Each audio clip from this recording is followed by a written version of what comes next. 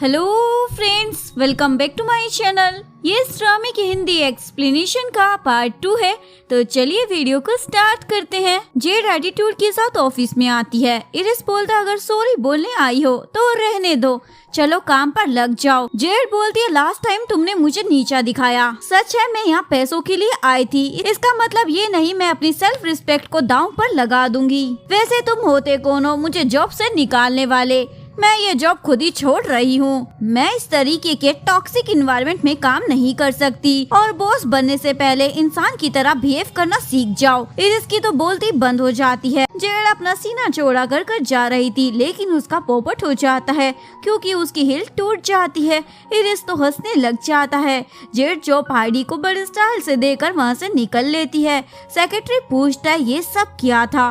Iris बोलता है कल रात मैंने गुस्से में उसे फायर कर दिया था, पर लगता है सही डिसीजन लिया। हम दोनों साथ काम नहीं कर सकते। सेक्रेटरी बोलता है पर वो एक ही है जो तुम्हें संभाल सकती थी। तभी एम्प्लॉय आकर उसे एक फाइल देती है। इरिस के डैड ने उसके लिए एक नया पीए हायर कर लिया था। इरिस को गुस्सा आ जाता है। जेड फिर से मिसेस चैंगली के कैफे में आती है और उसे सॉरी बोलती है लास्ट टाइम मीटिंग अटेंड ना करने के लिए। मिसेस चैंगली उसे माफ कर देती है। जेड फिर से उनके कैफे में काम करने की रिक्वेस्ट करती है। मिसेस चैंगली तुरंत हाँ बोल देती है और मैं बैंक लोन के लिए भी अप्लाई कर देती हूँ। सेक्रेटरी जेड के घर आता है उसका पे चेक देने, जहाँ उसकी मुलाकात सोइन से होती है। सेक्रेटरी को जेड का बेटा बहुत पसंद आता है। जेड पूछती है तुम इरिस को कब से जानते हो? सेक्रेटरी बताता है जब वो 12 साल का था, मैं किचन में खाना खा रहा था, वो मुझे डाइनिंग टेबल पर ले गया, सबके साथ बिठाकर खाना खिलाया। इरिस दिल का बुरा नहीं है, पर हमेशा से उसे फील कराया जाता है कि वो कभी बेस्ट नहीं बन सकता। नेक्स्ट सीन में डैड इरिस को बोल रहे होते हैं बोर्ड मेंबर नेक्स्ट सीईओ का नाम पूछ रहे हैं और मैं चिलोई का नाम देने वाला हूँ। उसने हमारी कंपनी को काफी बेनिफिट कराया है, इवन शादी भी कर ली है। इरिस सीईओ बनने के लिए बोलता है मैं भी शादी कर लूंगा, उसमें क्या है। एक्चुअली मैं चिलोई इरिस की बहन है और उसके डैड उसे बहुत ज्यादा सपोर्ट भी करते हैं। सेक्रेटरी बोलता है तुम्हारी तो कोई गर्लफ्रेंड नहीं है तो शादी किससे करोगे? इरिस बोलता है फेक गर्लफ्रेंड बना लूंगा, कितना इजी है ना। मैं अपने डैड को शो करूंगा कि मैं रिलेशनशिप में हूँ। जैसे ही वो मुझे कंपनी दे देंगे उसके बाद सगाई तोड़ दूंगा और अगर शादी हो गई तो उस लड़की को डिवोर्स दे दूंगा। सेक्रेटरी पूछता है ये महान लड़की कहाँ मिलेगी जो तुम्हारे इस आइडिया पर काम करने के लिए मान जाएगी? इरिस बोलता है लड़कियों की क्या कमी है, मेरे आगे पीछे कितनी पागल है, और एक दो के तो नाम भी बता देता है। सेक्रेटरी बोलता है ये सारी लड़कियां आपके साथ पैसों के लिए थी, जैसे ही आपके क्रेडिट कार्ड की लिमिट ओवर हुई ये गायब हो गई। इरिस बोलता है जेड के बारे में तुम्हारा क्या ख्याल है? सेक्रेटरी बोलता उस लड़की को तो भूल जाओ। जेड अपने कैफे में डांस कर रही थी। इरिस अपनी कार लेकर वहाँ पहुँच जाता है। जेड जैसे ही कैफे क्लोज कर जाने लगती है वो उसके सामने आ जाता है। जेड पूछती है इतनी बारिश में यहाँ क्या करने आए हो? इरिस बोलता है मुझे तुमसे बात करनी है। जेड उसे अंदर बुलाती है। इरिस उसे पैसे देता है। जेड पूछती है फ्री में तो तुम कुछ नहीं दोगे, ये बताओ क्या चाहते हो?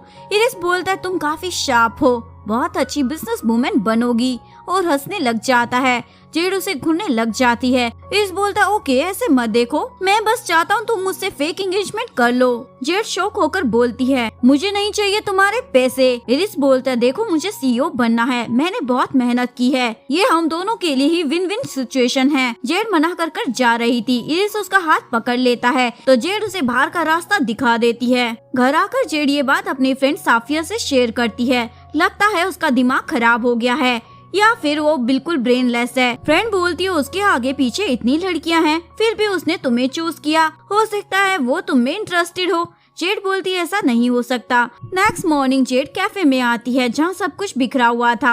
मिसेस चैंगली रो रही होती है मेरे बच्चों ने ये कैफे बेच दिया है, अब हम क्या करेंगे? जेड बहुत ज्यादा परेशान हो जाती है और सीधा इरिस के घर पहुँच जाती है। इरिस स्माइल करता है और उसे अंदर बुलाता है। लगता है तुमने अपना माइंड चेंज कर लिया है। जेड बोलती है हाँ मैं तुम्हारी फेक फियांसी बनने के लिए तैयार हूँ, पर मुझे तुमसे पैसे नहीं चाहिए, बदले में वो तुम कैफे खरीद लो और उसके कुछ शेयर्स मेरे नाम कर दो। इरिस मान जाता है। जेड पूछती है एज अ फियांसी मुझे तुम्हारे साथ सोना तो नहीं पड़ेगा ना? इरिस बोलता है क्या कमाल का सवाल पूछा है, वैसे ऐसा नहीं करना होगा, बस हाथ पकड़ना और गालों पे किस, इतना ही काफी है, वो भी दूसरों के सामने। दोनों डील डन कर लेते हैं। इरिस बोलता है कल मेरा सेक्रेटरी तुम्हें पिक कर लेगा। जेड पूछती है वो क्यों भला? इरिस बोलता है अब तुम मेरी फियांसी हो, भले ही फेक पर लगनी तो चाहिए ना। जेड ये सुनकर अपने कपड़े देखने लग जाती है। इरिस मुंह बनाने लग जाता है। नेक्स्ट डे सेक्रेटरी जेड का पूरा मेकओवर कर देता है। जेड हीरोइन बनकर ऑफिस पहुंच जाती है। इरिस तो उसे देखता ही रह जाता है। तुम तो बहुत ही सुंदर लग रही हो। इरिस पूछती है तुमने मुझे ही चूज क्यों किया है? मैं तुम्हारी टाइप की नहीं हूँ और मैं अच्छे से जानती हूँ तुम्हारे आगे पीछे लड़कियों की लाइन है। ये वाली लाइन सुनकर जेड को तो क्लब वाली लड़की की याद आ जाती है। उसने भी सेम लाइन बोली थी। इरिस बोलता है शायद तुम एक ही हो जो मुझे ऑनेस्ट मैन बना सकती हो। जेड स्माइल करने लग जाती है और बोलती है तुम एक इम्पोर्टेंट चीज भूल गए हो, सगाई की रिंग। इरिस बोतल कैप को रिंग बना देता है। ये परफेक्ट है और उसे प्रपोज करता है क्या तुम मुझसे नकली शादी करोगी? जेड बोलती हाँ बिल्कुल मैं नकली शादी करूंगी। दोनों हंसने लग जाते हैं। इरिस उसे घर चलने को कहता है उसके पेरेंट्स से मिलने के लिए। तभी केबिन में जोसेफ आ जाता है जिसे देखकर जेड शॉक हो जाती है। इरिस दोनों को आपस में इंट्रोड्यूस कराता है। ये मेरी फियांसी है और जोसेफ ने आज ही मेरी कंपनी को ज्वाइन किया है। मेरे डैड ने इसे हायर किया है। ये मेरे अंकल का बेटा है। जोसेफ पेपर साइन कराकर चुपचाप वहाँ से निकल जाता है। इरिस जेड को अपने घर लाता है पेरेंट्स से मिलवाने के लिए। डैड बोलते हैं तुम तो वही हो ना जिसने जापानी सीईओ को मना लिया था मीटिंग के लिए। इरिस बात को संभालते हुए बोलता है हम बहुत साल पहले मिल चुके हैं, तब से एक दूसरे को डेट कर रहे हैं, फिर हमने सगाई कर ली। डैड पूछते हैं तो ये तुम्हारी पीए बनकर क्यों आई थी? इरिस बात को संभालते हुए बोलता है ये बस एक्सपीरियंस करना चाहती थी क्योंकि ये भी अपना बिजनेस खोलने वाली है। डैड जेड से पूछते हैं क्या तुम इस निकम्मे के साथ कोई बिजनेस करना चाहोगी? जेड बोलती क्यों नहीं, ये टैलेंटेड है। डैड पूछते हैं तो तुम दोनों शादी कब कर रहे हो? इरिस बोलता है पहले मैं कंपनी को टेक ओवर कर बिजनेस को आगे बढ़ाना चाहता हूँ। डैड बोलते हैं कंपनी की फिक्र करने की तुम्हें जरूरत नहीं। दोनों बाप बेटे की बहस होने लग जाती है। मोम ऐसे तैसे कर दोनों को चुप कराती है। इरिस जेड को घर छोड़ने आता है और आज अपने घर में हुए तमाशे को लेकर उसे सॉरी बोलता है। जेड बोलती है कोई बात नहीं, हर फैमिली में ये चलता है। इरिस पूछता है क्या तुम जोसेफ को जानती हो? क्योंकि आज तुम दोनों को देखकर लगा जैसे तुम दोनों एक दूसरे को पहले से जानते हो। जेड बोलती है मैं उसे नहीं जानती। इरिस बोलता ओके शायद मुझे गलतफहमी हुई होगी। जेड बाय कर अपने घर के अंदर चली जाती है। यहाँ हमें 7 साल पहले का सीन दिखाया जाता है। जोसेफ और जेड रिलेशनशिप में थे। एक दिन जोसेफ उसे बताता है उसे यूएस में जॉब मिल गई है और अब मैं अपनी लाइफ अपने तरीके से जीना चाहता हूँ, यानी सीधे तरीके से वो उससे ब्रेकअप करना चाहता था, पर जेड उसे ऐसा करने से मना कर देती है। मैं तुम्हारे बिना क्या करूँगी? लेकिन जोसेफ गुड बाय किस कर चला जाता है। प्रेजेंट में जोसेफ जेड के घर आता है। जेड उसके साथ बहुत ही नॉर्मल बिहेव करती है। तभी साफिया जोइन को लेकर घर आ जाती है। जोसेफ पूछता है क्या ये तुम्हारा बेटा है? जेड हाँ बोलती है। जोसेफ पूछता है ये कितने साल का है? तो वो 6 साल बता देती है। यहीं पर सीन कट होता है। जेड और जॉइन जोसेफ को बाहर तक छोड़ने आते हैं। एक फोटोग्राफर इन तीनों के साथ में फोटो ले लेता है। नेक्स्ट सीन में इरिस जेड को डेट के लिए समुद्र के किनारे लाता है ताकि उसके डैड को यकीन हो जाए वो लोग सच में एंगेज्ड है। पर जेड के इतने क्लोज आकर इरिस को बार बार क्लब वाली लड़की याद आ रही थी। नेक्स्ट सीन में इरिस ने जेड को गिफ्ट करने के लिए एक स्पेशल गिफ्ट मंगवाया होता है, लेकिन तभी उसकी मॉम केबिन में आ जाती है। क्या तुम श्योर हो तुम जेड से शादी करना चाहते हो? इरिस बोलता है मॉम अब आप ये सब क्या लेकर बैठ गई हैं? मॉम उसे अपनी खानदानी रिंग देती है। अगर तुम श्योर हो तो ये रिंग उसे दे देना और ये तुम्हारी फादर की तरफ से है तुम्हारे लिए। उस एनवलप में जेड की फोटोज होती है जो उस फोटोग्राफर ने क्लिक की थी। इरिस बोलता है तो डैड उसे फॉलो कर रहे थे। मॉम बोलती है तुम्हारे डैड कभी तुम्हारा बुरा नहीं चाहते और बोलती है देखो उसका एक बेटा भी है। क्या तुम्हें इस बारे में पता था? इरिस शॉक हो जाता है। मॉम बोलती है प्रॉब्लम ये नहीं है कि उसका ऑलरेडी बेटा है, प्रॉब्लम ये है कि क्या तुम उसे अच्छे से जानते हो?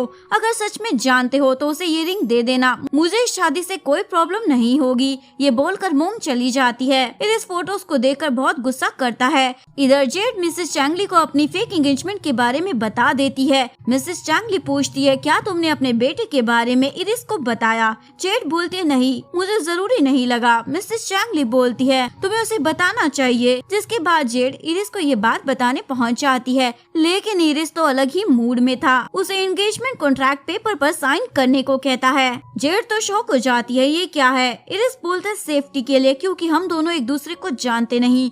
जेड बोलती है तो तुम्हें डर लग रहा है, मैं हमारे डील का कोई एडवांटेज ले लूंगी और अचानक से ये कॉन्ट्रैक्ट बीच में कहाँ से आ गया। इरिस बोलता है बिजनेस डील तो ऐसे ही होती है ना जेड, तो तुम्हारे लिए ये एक बिजनेस डील है। इरिस पूछता है तो तुम्हारे लिए क्या ये कुछ और है। जेड कॉन्ट्रैक्ट उठाकर रोते हुए वहाँ से चली जाती है। जोसेफ उसे देखकर उसके पास आता है। इरिस जो गिफ्ट जेड को देने वाला था वो उसने डस्टबिन में फेंक दिया था। जोसेफ वो कॉन्ट्रैक्ट देख लेता है और जेड को कंफर्ट करने लगता है कि तभी इरिस वहाँ टपक पड़ता है और इन दोनों को चिपका हुआ देखकर कॉन्ट्रैक्ट पेपर फाड़ देता है। अब सब खत्म। अगर आपको वीडियो अच्छी लगी हो प्लीज वीडियो को लाइक करें, चैनल को सब्सक्राइब करें, न्यू अपडेट्स के लिए बेल आइकन का बटन प्रेस करें। मिलते हैं नेक्स्ट वीडियो के साथ, तब तक के लिए सारंगी, बाय बाय।